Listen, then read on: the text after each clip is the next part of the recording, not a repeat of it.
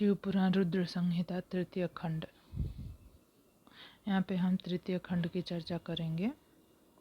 पहला अध्याय, हिमालय विवाह।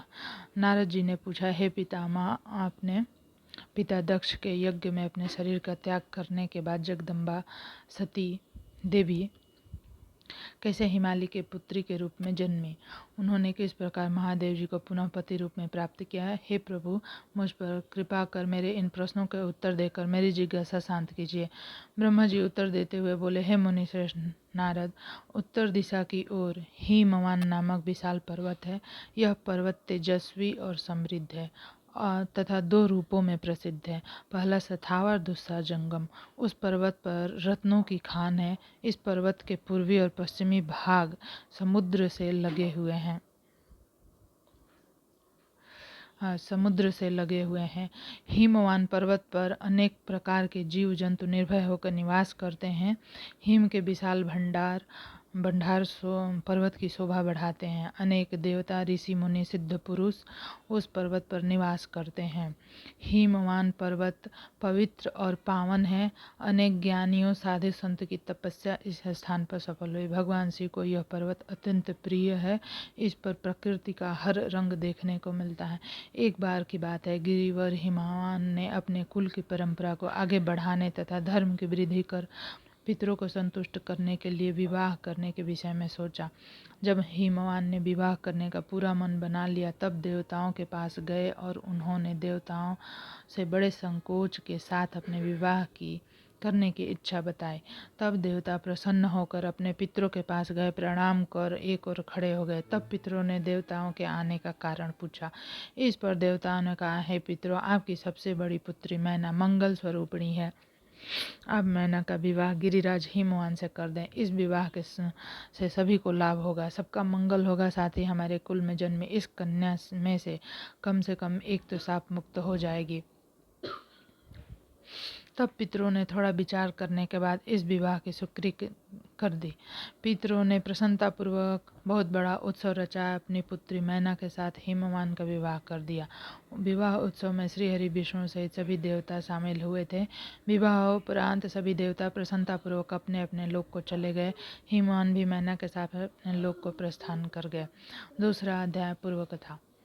नारद जी बोले, हे पितामह, आप मैना की उत्पत्ति के बारे में बताइए, साथ ही कन्याओं को साप के बारे में मुझे बताकर मेरी शंका का समाधान कीजिए। नारद जी के ये प्रश्न सुनकर ब्रह्मा जी मुस्कुराए और बोले, हे नारद, मेरे पुत्र दक्ष की 60,000 पुत्रियां हुई, जिनका विवाह कश्यप महर्षि से हुआ। उनमें स्वधा नाम वाली कन्या का विवाह पितरों के साथ हुआ। उनकी 3 पुत्रियां हुई। वे बड़ी सौभाग्यशाली और साक्षात धर्म की मूर्ति थीं। पहली कन्या का नाम मैना, दूसरी की धन्या और तीसरे का कलावती था। वो तीनों कन्याएं पितरों की मानस पुत्रियां थीं, अर्थात उनके मन से प्रकट हुई थीं। इन तीनों का जन्म माता की कोख से नहीं हुआ था। ये संपूर्णतः जगत की वंदनीय हैं। इनके नामों का स्मरण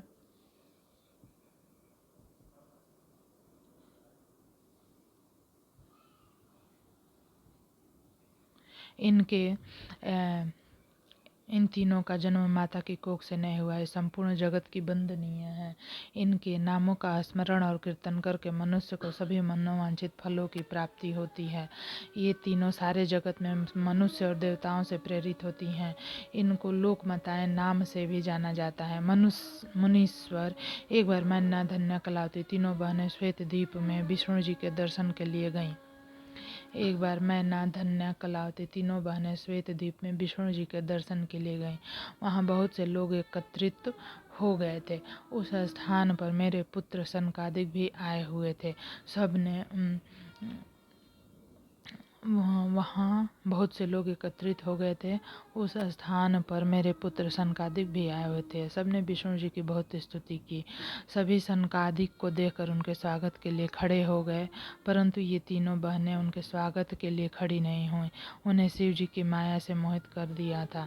तब इन बहनों के इस बुरे व्यवहार से क्रोधित हो गए और उन्होंने इन बहनों को शाप दे दिया। सनकादिक मुनि बोले कि तुम तीनों बहनों ने अभिमानवश खड़े होकर मेरा अभिवादन नहीं किया, इसलिए तुम सदैव स्वर्ग से दूर हो जाओगी और मनुष्य के रूप में पृथ्वी पर रहोगी। तुम तीनों मनुष्यों की ही स्त्रियां बनोगी। शिव बोले, तुम तीनों बहनों ने अभिमानवश खड़े होकर मेरा अभिवादन नहीं किया, इसलिए तुम सदैव स्वर्ग से दूर हो जाओगी और मनुष्य के रूप में पृथ्वी पर रहोगी। तुम तीनों मनुष्यों की ही स्त्रियां बनोगी। तीनों साध्वी बहनों ने चकित होकर ऋषि का वचन सुना।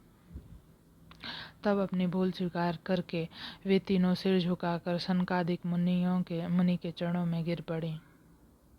उनकी अनेक प्रकार से स्तुति करने लगी। उन्होंने अनेक प्रकार से क्षमा याचना की। तीनों कन्याएं मुनीश्वर को प्रसन्न करने हेतु उनकी प्रार्थना करने लगे। वे बोली कि हम मूर्ख हैं जो हमने आपको प्रणाम नहीं किया। अब हम पर कृपा कर हमें स्वर्ग को पुनः प्राप्त करने का कोई उपाय बताइए। तब सनकादि मुनि बोले, हे पितरों की कन्याओं, हिमालय पर्वत हिम का आधार है। तुम में सबसे बड़ी मैना हिमालय की पत्नी होगी। उसकी कन्या का नाम पार्वती होगा। दूसरी कन्या धन्या राजा की पत्नी राजा जनक की पत्नी होगी और इसके गर्भ से महालक्ष्मी के साक्षात स्वरूप देवी सीता का जन्म होगा। इसी प्रकार तीसरी पुत्री कलावती राजा वृषभानु को पति रूप में प्राप्त करेगी और राधा की माता होने का गौरव प्राप्त करेगी। तत्पश्चात मैना व हिमालय अपनी पुत्री पार्वती के वरदान से कैलाश पद को प्राप्त करेंगे। धन्या और उनके पति राजा शीर्ध्वज जनक देवी सीता के पुण्य स्वरूप के कारण बैकुंठ धाम को प्राप्त करेंगे। वृषभानु और कलावती अपनी पुत्री राधा के साथ गोलोक में जाएंगे।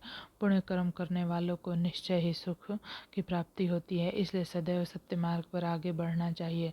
तुम पितरों की कन्या होने के कारण स्वर्ग भोगने के योग्य हो, परंतु मेरा शाप भी अवश्य फलीभूत होगा। परंतु जब तुमने मुझसे क्षमा मांगी है तो मैं तुम्हारे शाप के अवसर को कुछ कम अवश्य कर दूंगा। धरती पर अवतीर्ण होने के पश्चात तुम साधारण मनुष्य की भांति ही रहोगी, परंतु विवाह के पश्चात जब तुम्हें संतान की प्राप्ति हो जाएगी और तुम्हें कन्याओं को यथा योग्य वर मिल जाएंगे, उनका विवाह हो जाएगा, अर्थात तुम अपनी सभी जिम्मेदारियों को पूर्ण कर लोगी, तब भगवान श्री हरि विष्णु के दर्शन से तुम्हारा कल्याण हो जाएगा। मैना की पुत्री पार्वती कठिन तपस्या के द्वारा शिव की प्राण वल्लभा बनेंगी। धन्या की पुत्री सीता दशरथ नंदन श्री रामचंद्र जी को पति रूप में प्राप्त करेंगी। कलावती की पुत्री राधा श्री कृष्ण के स्नेह में बंधकर उनके प्रिय बनेंगी। यह कहकर मुनि सनकादि वहां से अंतर्ध्यान हो गए। तत्पश्चात पितरों की तीनों कन्याएं शाप से मुक्त होकर अपने धाम को चली गईं।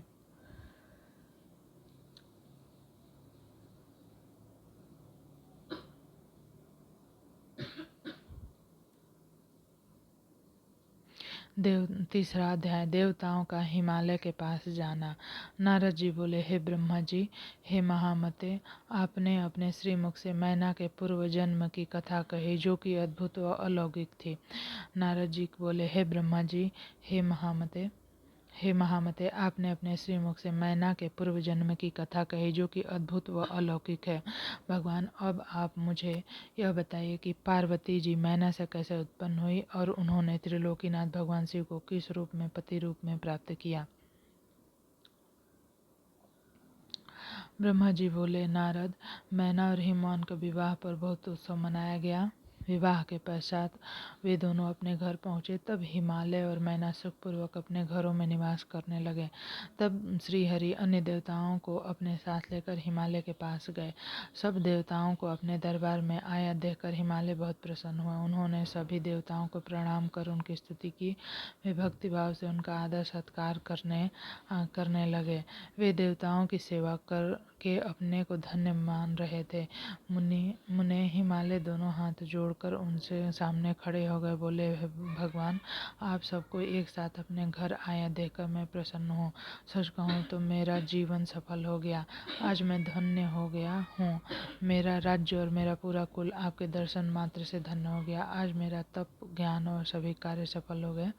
भगवान, आप मुझे अपने सेवक समझकर मुझे आज्ञा दें कि मैं आपका क्या सेवा कर सकता हूँ। मुझे बताइए कि मेरे योग्य क्या सेवा है। गिरिराज हिमालय के ये वचन सुनकर देवता गण प्रसन्नता पूर्वक बोले, हे हिमालय, हे गिरिराज, देवी जगदम्बा उमा ही प्रजापति दक्ष के यहाँ उनकी कन्या सती के रूप में प्रकट हुई। घोर तपस्या करने के बाद उन्होंने शिव जी को पति रूप में प्राप्त किया, परंतु अपने पिता दक्ष के यज्ञ में अपने पति का अपमान सह न सकी और उन्होंने योग अग्नि में अपना शरीर भस्म कर दिया। यह सारी कथा तो आप भी जानते ही हैं। अब देवी जगदम्बा पुनः धरती पर अवतरित होकर शिव जी की अर्धांगिनी बनना चाहती हैं। हे हिमालय, हम सभी यह चाहते हैं कि देवी सती पुनः आपके घर में अवतरित हो। श्री विष्णु जी की यह बात सुनकर हिमालय बहुत प्रसन्न हुए और आदर पूर्वक बोले, भगवान, यह मेरे लिए बड़े सौभाग्य की बात है कि देवी मेरे घर आंगन को पवित्र करने के लिए मेरी पुत्री के रूप में प्रकट होंगी। तब हिमालय अपनी पत्नी के साथ देवताओं को लेकर जगदम्बा की शरण में गए। उन्होंने देवी का स्मरण किया और सदापूर्वक उनकी स्तुति करने लगे। देवता बोले, हे जगदम्बे, हे उमे, हे शिवलोक में निवास करने वाली देवी, हे दुर्गे,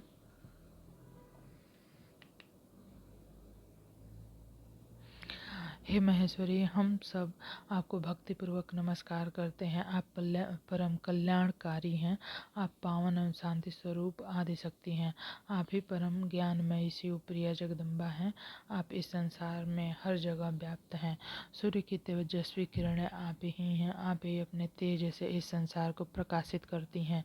आप ही जगत की पालन करती हैं और आप ही गायत्री, सावित्री और सरस्वती हैं। आप धर्म स्वरूपा वेदों की ज्ञाता हैं। आप ही प्यास और आप ही तृप्ति हैं। आपकी पुण्य भक्ति भक्तों को निर्मल आनंद प्रदान करती है। आप ही पुण्य आत्माओं के घर में लक्ष्मी रूप और पापियों के घर में दरिद्रता और निर्धनता बनकर निवास करती हैं। आपके दर्शन से शांति प्राप्त होती है। आप ही प्राणियों का पोषण करती हैं। आप पंचभूतों में सार तत्व स्वरूप हैं। आप ही नीति हैं और सामवेद की गीति हैं। आप ही ऋग्वेद अथर्ववेद की गति हैं। आप ही मनुष्यों के नाक कान आँख मुंह और हृदय में विराजमान होकर उनके घरों में शुभों का विस्तार करती हैं। हे देवी जगदम्बा, ऐसे संपूर्ण जगत के कल्याण एवं पालन के लिए हमारी पूजा स्वीकार करके आप हम पर प्रसन्न हो। इस प्रकार जगत जननी सती साध्वी देवी जगदम्बा उमा की अनेक बार स्तुति करके सभी देवता उनके साक्षात दर्शन के लिए हाथ जोड़कर खड़े हो गए। चौथा अध्याय, देवी जगदम्बा के दिव्य स्वरूप का दर्शन। ब्रह्मा जी बोले, हे नारद, देवताओं के द्वारा की गई स्तुति से प्रसन्न होकर दुखों का नाश करने वाली जगदम्बा देवी दुर्गा उनके सामने प्रकट हो गईं। वे अपने दिव्य रत्न जड़ित रथ पर बैठी हुई थी। उनका मुख करोड़ों सूर्य के तेज के समान चमक रहा था। उनका वर्ण दूध के समान उज्ज्वल था। उनका रूप अतुल्य था। रूप में उनकी तुलना किसी से नहीं की जा सकती थे। वे सभी गुणों से युक्त थे। दुष्टों का संहार करने के कारण ही वे चंडी कहलाती हैं। वे अपने भक्तों के सभी दुखों और पीड़ाओं का निवारण करती हैं। देवी जगदम्बा पूरे संसार की माता है। वे ही प्रलय काल में समस्त दुष्टों को अंधों सहित घोर निद्रा में सुला देती हैं। वे देवी उमा इस संसार का उद्धार करती हैं। मुखमंडल का तेज अद्भुत है। इस तेज के कारण उनकी ओर देख पाना भी संभव नहीं। तब उनके अमृत दर्शनों की इच्छा लेकर श्री हरि सहित सभी ने स्तुति की। तब उनके अमृतमय स्वरूप को देखा। उनके अद्भुत स्वरूप के दर्शनों से सभी देवता आनंदित होकर बोले, हे महादेवी, हे जगदम्बा, हम आपके दास हैं। आपकी शरण में हम बहुत आशा से आए हैं। कृपा करके हमारे आने के उद्देश्य को समझकर हमारे मनोरथ को पूर्ण कीजिए। हे देवी, पहले आप प्रजापति दक्ष कन्या के रूप में प्रकट होकर रुद्रदेव की पत्नी बने। ब्रह्मा जी वह अन्य के दुखों को दूर किया। अपने पिता के यज्ञ में अपने पति का अपमान देखकर स्वेच्छा से अपना शरीर त्याग कर दिया। रुद्रदेव बड़ी दुखी हुए, अत्यंत शोकाकुल हो गए। साथ ही आपके यहाँ चले जाने से देवताओं की जो इच्छा थी वह भी अधूरी रह गई। हे जगदम्बिका, आप पृथ्वी लोक पर पुनः अवतार लेकर रुद्र को पत्र में प्राप्त पाकर हे तथा इस लोक का कल्याण हो सके, सनत कुमार मुनि का कथन भी पूर्ण हो सके। हे भगवती, आप हम पर ऐसी ही कृपा करें ताकि हम सभी प्रसन्न हो जाएं, महादेव जी भी पुनः सुखी हो जाएं, क्योंकि आपके वियोग होने के कारण वे अत्यंत दुखी हैं। कृपा करके हमारे सभी कष्टों और दुखों को दूर करें। हे नारद, ऐसा कहकर देवता पुनः भगवती की आराधना करने लगे। तत्पश्चात हाथ जोड़कर चुपचाप खड़े हो गए। तब उनकी अनन्य स्तुति से देवी उमा को बहुत प्रसन्नता हुई तथा देवी शिव जी का स्मरण करते हुए बोली, हे हरे, हे ब्रह्मा जी तथा समस्त देवताओं और ऋषि मुनियों, मैं तुम्हारी आराधना से बहुत प्रसन्न हूँ। अब तुम अपने अपने निवास स्थान पर जाओ और सुखपूर्वक वहाँ पर निवास करो। मैं निश्चय ही अवतार लेकर हिमालय मैना की पुत्री के रूप में प्रकट होंगी, क्योंकि मैं अच्छे से जानती हूँ कि जब से मैंने दक्ष के यज्ञ की अग्नि में अपना शरीर त्याग दिया, तब से मेरे पति त्रिलोकीनाथ महादेव जी भी निरंतर जल रहे हैं। उन्हें हर समय मेरी चिंता रहती है। वे हर समय ये सोचते हैं कि उनके क्रोध के कारण ही मैं अपना अपमान देखकर वापस नहीं आई और मैंने वही अपना शरीर त्याग दिया। यही कारण है कि उन्होंने लौकिक अलौकिक वेश धारण कर लिया है और वे सदैव योग में लीन रहते हैं। अपनी प्राण प्रिया का वियोग वे सहन नहीं कर सकते, इसलिए उनकी भी यही इच्छा है कि मैं पुनः पृथ्वी पर अवतीर्ण हो जाऊं ताकि हमारा मिलन पुनः संभव हो सके। महादेव जी की इच्छा के लिए मैं लिए सदैव सर्वोपरि है, तब मैं अवश्य ही हिमालय मैना के पुत्री के रूप में अवतार लूंगी। इस प्रकार देवताओं को बहुत आश्वासन देकर देवी जगदम्बा वहां से अंतर ध्यान होगी। तत्पश्चात श्री हरि ने देवताओं का मन प्रसन्न खिलौटा उस स्थान को जहाँ देवी ने दर्शन दिए अनेकों बार नमस्कार कर अपने अपने धाम को चले गए।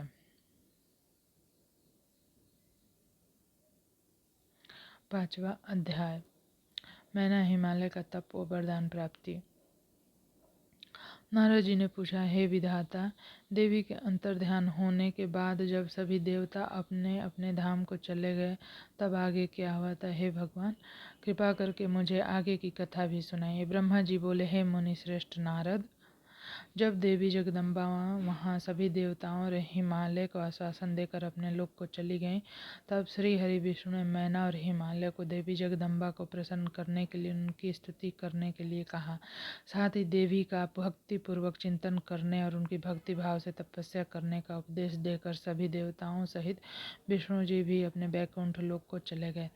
तत्पश्चात मैना और हिमालय दोनों सदैव देवी जगदम्बा के अमृतमय कल्याणमय स्वरूप का चिंतन करते और उनकी आराधना में मग्न रहते। मैना देवी की कृपा दृष्टि पाने के लिए शिव जी सहित उनकी आराधना करती थी। वे ब्राह्मणों को दान देती और उन्हें भोजन कराती थी। मन में देवी दुर्गा को पुत्री रूप में पाने की इच्छा के लिए हिमालय और मैना ने चैत्र मास से आरंभ कर 27 वर्षों तक देवी की पूजा अर्चना नियमित रूप से की। मैना अष्टमी तिथि व्रत रखकर नवमी को लड्डू, खीर, पीठ हार और विभिन्न प्रकार के पुष्पों से उन्हें प्रसन्न करने का प्रयास करती। उन्होंने गंगा के किनारे दुर्गा देवी की मूर्ति बना रखी थी। वे सदैव उसके नियम से पूजा करती थी। मैना देवी की निराहार रहकर पूजा करती, कभी जल पीकर कभी हवा से ही व्रत को पूरा करती। 23 वर्षों तक नियम पूर्वक भक्ति भावना से जगदम्बा दुर्गा की आराधना करने के पश्चात वे प्रसन्न हो गए। अम्मा ने मैना को हिमालय को अपने साक्षात दर्शन दिए। देवी जगदम्बा बोली, हे गिरिराज हिमालय और महारानी मैना, मैं तुम दोनों की तपस्या से बहुत प्रसन्न हूँ। से जो तुम्हारी इच्छा हो वह वरदान मांग सकते हो। हे हिमालय प्रिय मैना, तुम्हारी तपस्या और व्रत से मुझे बड़ी प्रसन्नता है, इसलिए मैं तुम्हें मनोवांछित फल प्रदान करूँगी।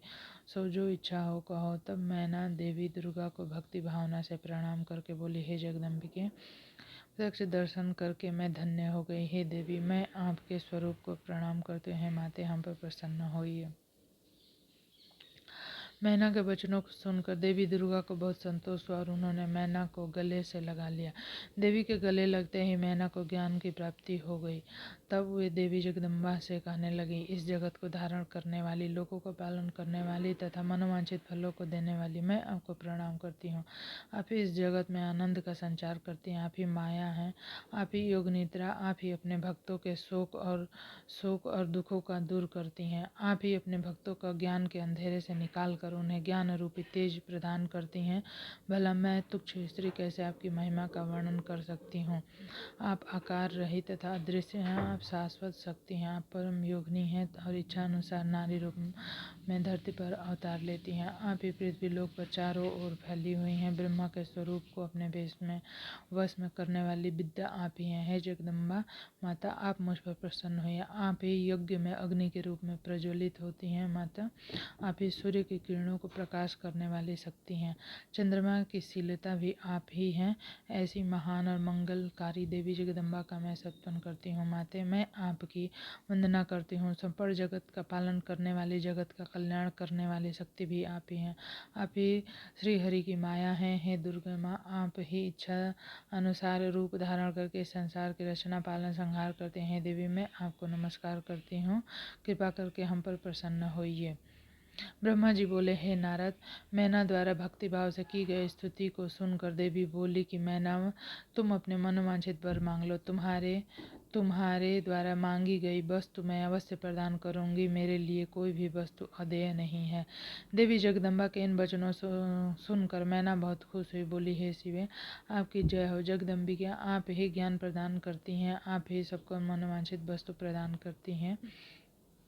हे देवी, मैं आपसे वरदान मांगती हूँ। हे माते, अब मुझे 100 पुत्र प्रदान करें जो बलशाली और पराक्रमी हो, जिनकी आयु लंबी हो। तत्पश्चात मेरी एक पुत्री हो जो साक्षात आपका ही स्वरूप हो। हे देवी, आप सारे संसार में पूजित हैं तथा सभी गुणों से संपन्न और आनंद देने वाली हैं। माता, आप ही सभी कार्य की सिद्धि करने वाली हैं। भगवती, देवताओं के कार्य को पूरा करने के लिए आप रुद्रदेव की पत्नी हुई है। इस संसार को अपनी कृपा से कृतार्थ करने के लिए पुत्री बनकर जन्म लीजिए। मैना के कहे वचन को सुनकर देवी भगवती मुस्कुराने लगी। तब सबके मनोरथ को पूर्ण करने वाली देवी मुस्कुराते हुए बोली, मैना, मैं तुम्हारी भक्ति भाव से की गई तपस्या से बहुत प्रसन्न हूँ। मैं तुम्हारे द्वारा मांगे गए वरदान को अवश्य पूर्ण करूंगी। सर्वप्रथम मैं तुम्हें 100 बलशाली पुत्रों की माता होने का वरदान प्रदान करती हूँ। उन 100 पुत्रों में से पहले जन्म लेने वाला पुत्र सबसे अधिक बलशाली, शक्तिशाली और बलशाली होगा। तत्पश्चात मैं स्वयं तुम्हारी पुत्री के रूप में तुम्हारे गर्भ से जन्म लूंगी। तब मैं देवताओं के हित का कल्याण करूंगी। ऐसा कहकर जगत जननी परमेश्वरी देवी जगदम्बा वहाँ से अंतर्ध्यान हो गई। तब महेश्वरी से अपने द्वारा मांगा गया अभीष्ट फल पाकर देवी मैना खुशी से झूम उठी। तत्पश्चात वे अपने घर चली गई। घर आकर मैना ने अपने पति हिमालय को भी अपनी तपस्या का पूर्णता और वरदान की प्राप्ति के बारे में बताया। से सुनकर हिमालय बहुत प्रसन्न हुए। तब वे दोनों अपने भाग्य की सराहना करने लगे। तत्पश्चात कुछ समय बाद मैना को गर्भ ठहरा। धीरे धीरे समय व्यतीत होता गया। समय पूर्ण होने पर मैना को एक पुत्र को जन्म दिया। इसका नाम मैनाक रखा गया। पुत्र प्राप्ति की सूचना मिलने पर हिमालय हर्ष से उद्वेलित हो गए। नगर में बहुत सा उत्सव किया। उसके बाद हिमालय के यहाँ 99 और पुत्रों को जन्म लिया। 100 पुत्रों में मैनाक सबसे बड़ा और बलशाली था। उसका विवाह नाग कन्याओं से हुआ। जब इंद्रदेव पर्वतों पर क्रोध करके उनके पंखों को काटने लगे तो मैनाक समुद्र की शरण में चला गया। उस समय पवनदेव ने इस कार्य में मैनाक की सहायता की। वहाँ उसकी समुद्र से मित्रता हो गई। मैनाक पर्वत ही अपने बाद प्रकटे सभी पर्वतों में पर्वतराज कहलाता है।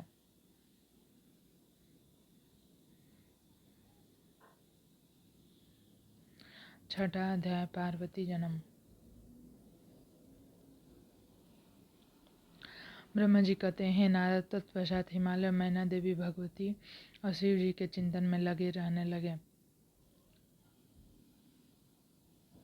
उसके बाद जगत की माता जगदम्बिका अपना कथन सत्य करने के लिए अपने पूर्ण अंशों द्वारा पर्वतराज हिमालय के हृदय में आकर विराजमान हुई। उस समय उनके शरीर में अद्भुत एवं सुंदर प्रभा उतर आई। वे तेज से प्रकाशित हो गए और आनंद मग्न हो देवी का ध्यान करने लगे।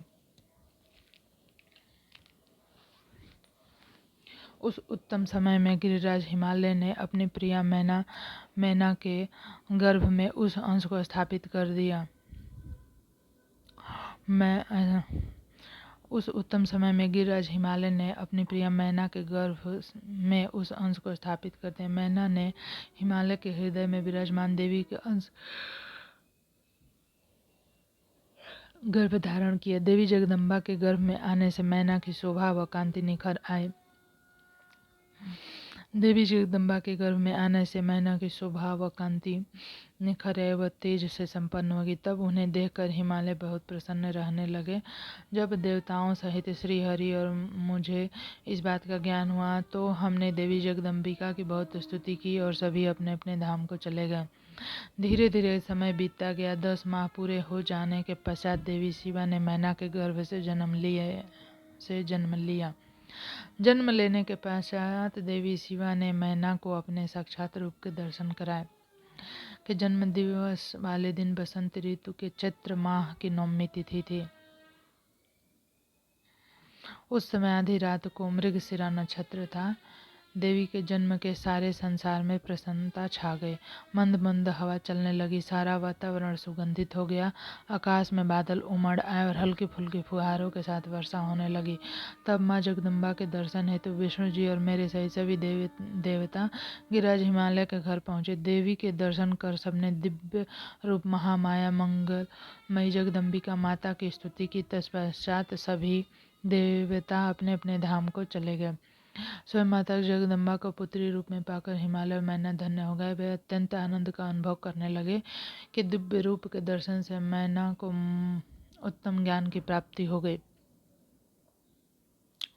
तब मैना देवी से बोली, हे जगदम्बा, हे शिवा, हे महेश्वरी, आपने मुझ पर बड़ी कृपा की है जो आपने दिव्य स्वरूप के दर्शन मुझे दिए। हे माता, आप तो परम शक्ति हैं। आप तीनों लोकों की जननी है, देवताओं द्वारा आराध्य है। हे देवी, आप मेरी पुत्री के रूप में आकर शिशु रूप धारण कर लीजिए। मैना की बात सुनकर देवी मुस्कुराते हुए बोली, मैना, तुमने मेरी बड़ी सेवा की है। तुम्हारी भक्ति भाव से प्रसन्न होकर मैं तुम्हें वर मांगने के लिए कहा था। तुमने मुझे अपनी पुत्री बनने का वर मांग लिया था। तब मैंने तथास्तु कहकर तुम्हें अभीष्ट फल प्रदान किया था। तत्पश्चात मैं अपने धाम चली गई। उस वरदान के अनुसार आज मैं तुम्हारे गर्भ से जन्म लिया है। तुम्हारी इच्छा का सम्मान करते हुए मैंने तुम्हें अपने दिव्य रूप के दर्शन दिए। अब आप दोनों दंपति मुझे अपनी पुत्री मानकर मेरा लालन पालन करो और मुझसे स्नेह रखो। मेरी पृथ्वी पर अद्भुत लीलाएं करूंगी और देवताओं के कार्य को पूर्ण करूंगी। बड़ी होकर मैं भगवान शिव को पति रूप में प्राप्त कर उनकी पत्नी बनकर इस जगत का उद्धार करूंगी। ऐसा कहकर जगत माता देवी जगदम्बा चुप हो गई। तब देखते ही देखते देवी भगवती नन्हे शिशु के रूप में परिवर्तित हो गई। 7वां अध्याय, पार्वती का नामकरण। ब्रह्मा जी बोले, हे मुनि श्रेष्ठ, मैना के सामने जब देवी जगदम्बिका ने शिशु रूप धारण किया तो वे सामान्य बच्चे की भांति रोने लगी। उनका रोना सुनकर सभी स्त्रियां और पुरुष जो वहां उपस्थित थे प्रसन्न हो गए। उस श्याम कांति वाली नील कमल के समान शोभित परम तेजस्वी सुंदर कन्या को देखकर गिरिराज हिमालय बहुत प्रसन्न हुए। तब शुभ मुहूर्त में हिमालय ने अपनी पुत्री का नाम रखने के बारे में सोचा। उस समय मैना और हिमालय बहुत प्रसन्न थे। तब देवी के गुणों और सुशील को देखकर उनका नाम पार्वती रखा गया। चंद्रमा की कला की तरह हिमालय पुत्री धीरे धीरे बड़ी होने लगी। उसके अंग प्रत्यंग की कला एवं बिंब के समान अत्यंत शोभायमान होने लगे। गिरिजा अपनी सहेलियों के साथ खेलती थी। पार्वती अपनी सखियों के साथ कभी गंगा की रेत में घर बनाती तो कभी कुरुदों गिरा करती। खेलती खेलती वे बड़े होने लगे। जब वे शिक्षा के योग्य हुई तो आचार्यों ने उन्हें विभिन्न शास्त्रों का उपदेश देना प्रारंभ किया। उससे उन्हें पूर्व जन्म की सभी बातें स्मरण हो आई। इस प्रकार मैंने शिव की लीला का वर्णन तुमसे किया है। एक समय की बात है, तुम शिवलीला से प्रेरित होकर हिमालय के घर गए। हे नारद, तुम शिव तत्व के ज्ञाता हो और उनकी विभिन्न लीलाओं को समझते हो। तुम्हें आया हुआ देखकर हिमालय मैना ने तुम्हें प्रसन्नतापूर्वक नमस्कार किया, खूब आदर सत्कार किया। तत्पश्चात हिमालय ने अपनी पार्वती को बुलाया और तुम्हारे चरणों में प्रणाम कराया। फिर स्वयं भी बार बार नमस्कार करने लगे और बोले, हे मुनियों में श्रेष्ठ नारद, हे ब्रह्मपुत्र नारद, अब आप परम ज्ञानी हैं। आप सदैव सबका उपकार करते हैं। आप भूत भविष्य और वर्तमान जानते हैं। आप परोपकारी और दयालु हैं। कृपा करके मेरी कन्या का भाग बताएं। मुझे यह भी बताएं कि मेरी बेटी किसकी सौभाग्यवती पत्नी होगी। नारद, हिमालय कैसे प्रश्न शुरू कर तुमने पार्वती का हाथ देखा और उसके मुखमंडल को देखकर कहना शुरू किया, हे गिरिराज और मैना, आपकी यह पुत्री चंद्रमा की कला की तरह शोभित हो रही है। यह समस्त शुभ लक्षणों से युक्त है। इसका भाग्य बड़ा प्रबल है। यह अपने पति के लिए सुखदायिनी होगी, साथ ही अपने माता पिता के यश कीर्ति को बढ़ाएगी। यह परम साध्वी और संसार की स्त्रियों में सर्वश्रेष्ठ है। इसका पति योगी, नग्न, निर्गुण, काम वासना से रहित, माता पिताहीन, अभिमान से रहित, पवित्र एवं साधु वेशधारी होगा। इस बात को सुनकर मैना हिमालय दोनों दुखी हो गए। पार्वती देवी सोचने लगी कि मुनि नारद की बात हमेशा सत्य होती है। जो लक्षण नारद जी ने बताए वे सभी तो शिव जी में विद्यमान है। भगवान शिव को अपना भावी पति मानकर पार्वती मन ही मन हर्ष से खिल उठी। शिव जी के चरणों में चिंतन करने लगी। तब हिमालय बड़े दुखी स्वर से बोले कि हे नारद, पुत्री के भाई पति के विषय में जानकर मैं बहुत दुखी हूँ। आप कृपया मेरी पुत्री को बचाने का कोई मार्ग सुझाएं। गिरिराज, हिमालय के वचन सुनकर नारद, तुमने कहा गिरिराज, मेरी कही बात सर्वथा सच होगी, क्योंकि हाथ की रेखाएं ब्रह्मा जी द्वारा लिखी जाती हैं और कभी भी झूठ नहीं हो सकती। इस रेखा का फल तो अवश्य मिलेगा, किंतु ऐसा होने पर भी पार्वती सुखपूर्वक रहे, इस हेतु पार्वती का विवाह भगवान शिव से कर दें। भगवान शिव में ये सभी गुण हैं। महादेव जी में ये अशुभ लक्षण भी शुभ हो जाते हैं। इसलिए गिरिराज, तुम बिना विचार किए अपनी कन्या के विवाह भगवान शिव से कर दो। वे सबके ईश्वर हैं तथा निर्विकार, समर्थवान, अविनाशी हैं। किंतु ऐसा होना इतना सरल नहीं। पार्वती शिव विवाह तभी संभव हो सकता है जब किसी तरह भगवान शिव प्रसन्न हो जाए। भगवान शंकर को प्रसन्न करने और बस में करने का सबसे सरल और उत्तम साधन है उनकी पुत्री शिव का अनन्य भक्ति भाव से तपस्या करे, सब ठीक हो जाएगा। पार्वती भगवान शिव को पति रूप में प्राप्त करेंगी। वे सदैव भगवान शिव के अनुसार ही कार्य करेंगी, क्योंकि वे उत्तम व्रत का पालन करने वाली महासाध्वी हैं। वे अपने माता पिता के सुखों को बढ़ाने वाली हैं। हे गिरिराज, हिमालय, भगवान शिव और शिवा का प्रेम तो अलौकिक है। ऐसा प्रेम न तो हुआ है न ही होगा। भगवान शिव इनके अलावा और किसी स्त्री को अपनी पत्नी नहीं बनाएंगे। हिमालय, शिवा को एकाकार होकर देवताओं की सिद्धि के लिए अनेक कार्य करने हैं। आपकी पुत्री को पत्नी रूप में प्राप्त करके ही भगवान अर्धनारीश्वर होंगे। आपकी पुत्री पार्वती भगवान शिव की तपस्या से उन्हें संतुष्ट कर उनकी अर्धांगिनी बन जाएगी। मुनि नारद, तुम्हारे इन वचनों को सुनकर हिमालय बोले, हे मुनि श्रेष्ठ नारद, भगवान शिव सभी प्रकार की इच्छाओं का त्याग करके अपने मन में संयम रखकर नित्य तपस्या करते हैं। उनका ध्यान सदैव परब्रह्म में लगा रहता है। भला वे अपने मन को कैसे योग से हटाकर मोह माया के बंधनों में फंसाने हेतु विवाह करेंगे। जो भगवान शिव अविनाशी, प्रकृति से परे, निर्गुण, निराकार, दीप की लौ की तरफ प्रकाशित हैं, वे सदैव पर ब्रह्म के प्रकाश पुंज को तलाशते हैं। वे कैसे मेरी पुत्री से विवाह करने पर राजी होंगे। मेरी जानकारी के अनुसार भगवान शिव ने मुझे पहले अपनी पत्नी सती के सामने यह प्रतिज्ञा की थी कि वे उनके अलौकिक अलावा किसी और को पत्नी रूप में कभी स्वीकार नहीं करेंगे। जब सती ने अपने शरीर को त्याग दिया, वे किसी और स्त्री को ग्रहण करेंगे। यह सुनकर आपने कहा कि राज, कोई इसकी चिंता नहीं करनी चाहिए। तुम्हारी कन्या ही पूर्व जन्म में दक्ष पुत्री सती थी, शिव जी की प्राण प्रिया थी। अपने पिता दक्ष द्वारा प्रकार अपने पति का अनादर देखकर लज्जित होकर सती ने योग अग्नि में अपना शरीर भस्म कर दिया। अब वही देवी जगदम्बा जो पहले सती रूप में अवतरित हुई पार्वती रूप में तुम्हारी पुत्री बनी है, इसलिए तुम्हें पार्वती के विषय में चिंता करने की कोई आवश्यकता नहीं। देवी पार्वती भगवान के शिव की पत्नी होंगी। तुम्हारी बातें सुनकर गिरिराज, हिमालय, उनकी पत्नी मैना, उनके पुत्रों को बहुत संतोष हुआ। वे सभी संदेह और शंकाएं पूर्णतः दूर हो गए। पास ही बैठी पार्वती ने भी अपने पूर्व जन्म की कथा के विषय में सुना। भगवान शिव को अपना पति जानकर देवी पार्वती लज्जा से सिर झुकाकर बैठ गए। मैना और हिमालय ने उनके सिर पर हाथ फेरकर उन्हें आशीर्वाद दिया। तत्पश्चात पार्वती को तपस्या के विषय में बताकर नारद आप वहां से अंतर्ध्यान हो गए। के जाने के बाद मैना और हिमालय बहुत प्रसन्न हुए। 8वां अध्याय मैना और हिमालय की बातचीत। ब्रह्मा जी बोले, हे नारद, तुम्हारे स्वर्गलोक जाने के पश्चात कुछ समय तक सब कुछ ऐसे ही चलता रहा। एक दिन मैना अपने पति हिमालय के पास गई और उन्हें प्रणाम कर उनसे कहने लगी, हे प्राणनाथ। 8वां अध्याय मैना और हिमालय की बातचीत, जिसे हम अगले अध्याय में करेंगे। धन्यवाद।